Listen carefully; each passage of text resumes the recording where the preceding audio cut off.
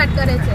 તો છેલ્લા 7 થી 8 વર્ષથી અમારે અહીંયા કોર્ટમાં કેસ ચાલે છે અને કોર્ટની જે પ્રક્રિયા થઈ તેની અમે રાજુભાઈ સોલંકીને જાણ કરી। રાજુભાઈ સોલંકીના કહેવાથી છેલ્લા 7 થી 8 વર્ષથી અહીંયા અમને વસવાટ કરવા દેવામાં આવ્યો છે, પણ કોર્ટની પ્રક્રિયા પૂરી થતાં જ કાલ રાત્રે આવી અને અમને જાણ કરવામાં આવી કે સવારે 8 વાગ્યા સુધીમાં તમારો સામાન લઈ લેજો।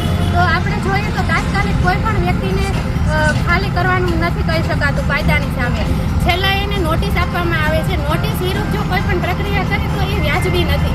તો અમારા દરેક પરિવાર છે એ મજૂર પરિવાર છે, તો અમારી દરેક પરિવારની એ માંગ છે કે તમે અહીંયા સરકારની જગ્યા, અત્યાર સુધી સરકાર ક્યાં ગઈ હતી?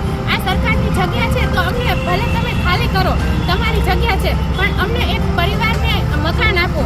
મકાન જ્યાં સુધી અમને આવાસની વ્યવસ્થા નહીં મળે ત્યાં સુધી અમારો પરિવારનો કોઈ પણ સભ્ય અહીંયાથી નહીં જાય। અમારે કોઈ 2-3 મહિનાની વ્યવસ્થા નથી જોતી, અમારે દરેક પરિવારને આશરો જોઈએ છે, એ અમારા દરેક પરિવારની માંગ છે। તમને અત્યાર સુધીમાં કઈ સરકાર કે મ્યુનિસિપાલિટી તરફથી નોટિસ આપવામાં આવી છે? નહીં, અત્યાર સુધીમાં અમને કોઈ પણ નોટિસ આપવામાં નથી આવી। હા, ક્યારેક આવતા હતા કે અહીંયાથી તમારે ખાલી કરવાનું, મૌખિક જાણ કરવા, પણ આપણે મૌખિક રીતે કોઈ પણ વસ્તુ છે એ માન્ય નથી ગણાતું। જો અમને નોટિસ આપવામાં આવી હોય તો અમારો દરેક પરિવાર તમને શાંતિથી વ્યવસ્થિત રીતે કબજો સોંપી દે, પણ કબજો સોંપવા માટેની પણ સામેની માંગ છે કે કબજો સોંપતા પહેલા પણ અમને